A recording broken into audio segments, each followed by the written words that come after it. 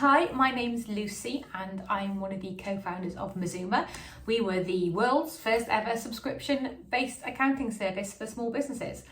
And I've been running Mazuma since I was 23 in 2006, which tells you how old I am now. And I wanted to talk a little bit about how resilient businesses are, small business owners are, because I went through something a couple of years ago and I realised that I am hella resilient. So I'm putting my hands up and I'm claiming credit. Small business owners are really resilient. So during the pandemic, I was out walking the dog just over 2 years ago and I felt a searing pain in my right leg. And I used to be a powerlifter, so I thought I had pulled something and damaged something really, really badly. And I hobbled home. I couldn't walk. I could barely walk. It took me about an hour to get home, which should have been about a 5-minute walk.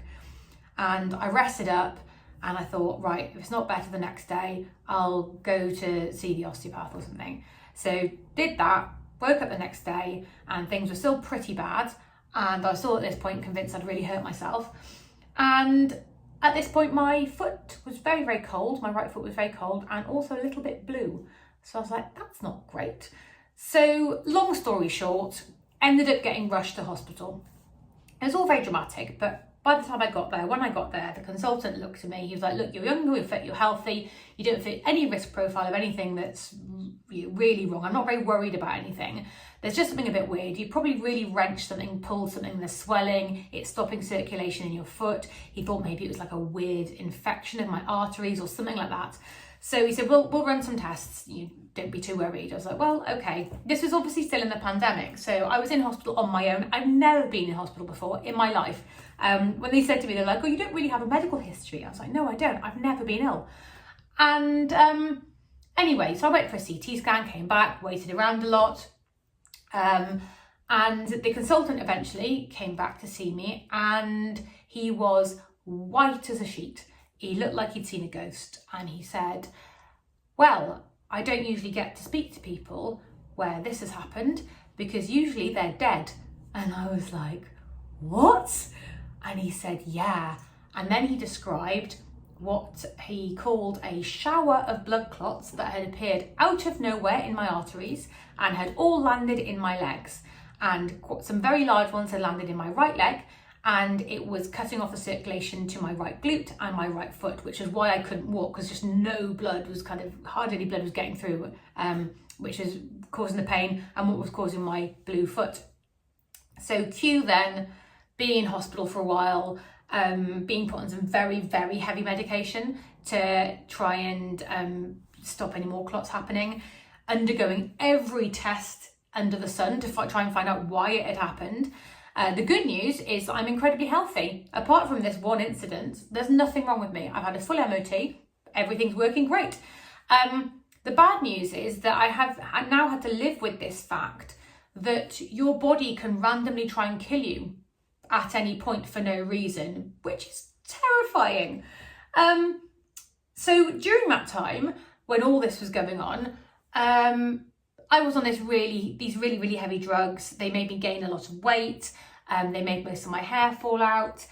A lot of people have said to me like, oh, you've changed your hair loads in the last couple of years. You've worn your hair in loads of different styles. Yeah, they were wigs. I was wearing wigs for about 18 months because so much of my hair had fallen out. And all the hair that grew back has come back in this kind of like, it's all come back white. So I've got this kind of stripy look going on. And you know, what are you going to do? I'm just going to go with the stripy look. Maybe it's like my superhero origin story and that's how I end up with the stripy hair, but that's fine. And during that time, a couple of things happened. I was going through something pretty horrific and a lot of people, when they have that kind of thing happen to them, might change their whole lives. I wrote about this in my book and I wrote about it in a few articles for Accounting Web, but a lot of people would change their lives, quit everything, travel the world, go and live in a commune, I don't know, whatever. What it made me realise was I love what I do. I love the business I built. I love Mazuma. I love accounting. I love the accounting space. I love small businesses. I think they're brilliant. They're resilient. They're scrappy. They're amazing. And it just made me want to do more of it. The other thing I did, probably a little bit unhealthily, was just throw myself into work. because at that time it gave me a purpose and it gave me something I could control. And I made loads of progress in the business during that time. I was so focused on getting certain things done. A sort of fear had been removed from me. Something really bad had happened and I'd survived it. I kind of lost a bit of fear. That anxiety sort of went. The other thing I did, which I think looking back was not particularly helpful, was I wasn't very kind to myself during that time. And it's only really recently I realised this. I wasn't very compassionate with myself. I expected the same level of performance from myself as I had done before. I expected myself to be just as on the ball, just as sharp, despite the fact that I was going through this really traumatic experience.